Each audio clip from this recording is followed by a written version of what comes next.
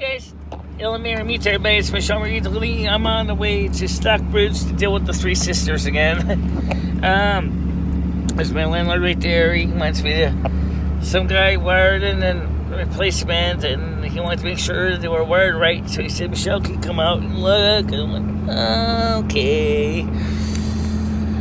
So we're gonna look at those three sisters and see if they're wired right, and take care of that.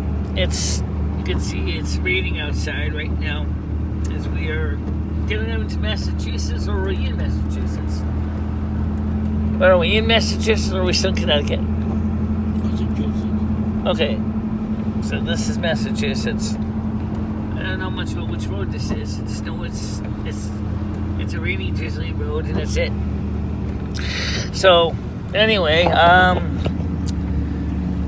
I still have a question about my phone, which I still wish I knew the answer to. My phone has a button on the top, which I never could figure out what it does. It's got a mystery button on the video app. It's a white button, and I can tap it all day long. It doesn't tell me what it does. I can't put anybody talks about it. I don't know what it does. It's just there.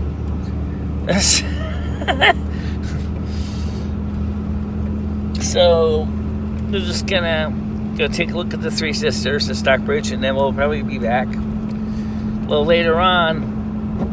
And as you can see, I got my ears on like I always do. This one, I did not get a chance to re-glue this ear. This glue is still kind of flopping in the breeze a little bit, but it's there. So this morning we covered some pretty serious topics, and but I think it was more important to try to cover more serious stuff, and I do want to do some more serious news articles now and then too. One of the things is I'm going to be trying to do a video explaining the difference between driving with an American Truck Simulator with a controller versus a steering wheel. Yeah, that thing. Now, I will have to try to explain it to you in a simple video. Basically is a steering wheel is 1-to-1 ratio to the wheels. So which means when you go a little bit left, the wheels go a little bit left. When you go a little bit right, they go a little bit right. And the game, how much you turn the wheel represents how fast it turns. It doesn't, on the little Xbox controller, it's not quite the same. So I might throw some people for a loop, especially if you're used to driving a real vehicle and real wheels and stuff like that. So that's pretty much that. I'm going to work on that demo. I did mention I still would like to get a G920 wheel from Logitech, used or new, because it would be nice to have real steering and a real wheel and be able to drive my tractor trailer truck in the game as realistically to the real deal as possible.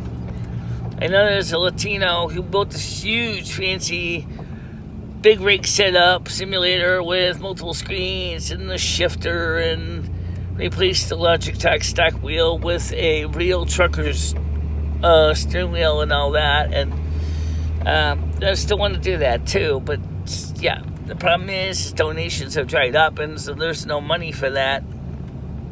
I talked to Craig about getting some more eye drops for my eyes, because I need them for my right eye, because my cataract is starting to come back again, and I don't want to lose my right eye again, because if I let it go too long without the eye drops, then it's almost hard for me to see when I'm putting them in, and I gotta make sure to be able to see. So, because my whole life depends on my eyesight.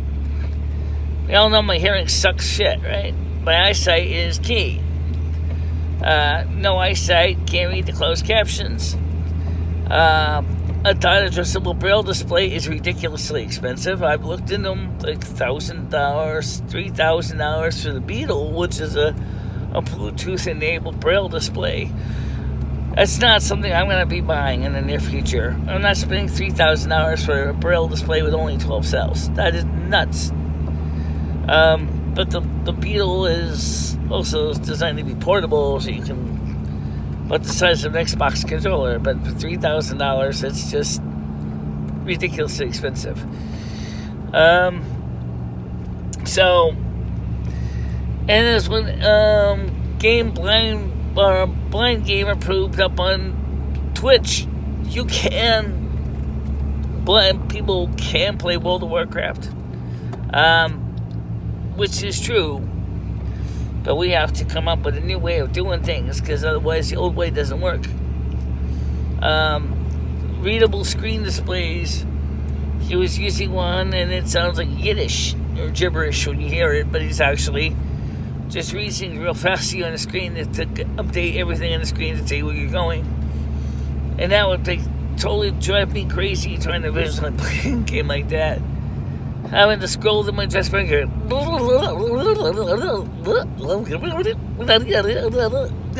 way. That takes too long. Whereas I'd rather have the keys where I could basically say, like, if I couldn't type, I don't know how I would do it. I'm supposed to say Alt F1, Alt F2, Alt 1, Alt 2, Alt 3, Command, Control, 1, 2, 3, 4, whatever. That's another story. So American Truck Simulator is, when you're driving with the Xbox controller, it's not like driving a real steering wheel. And driving on curvy roads is scary.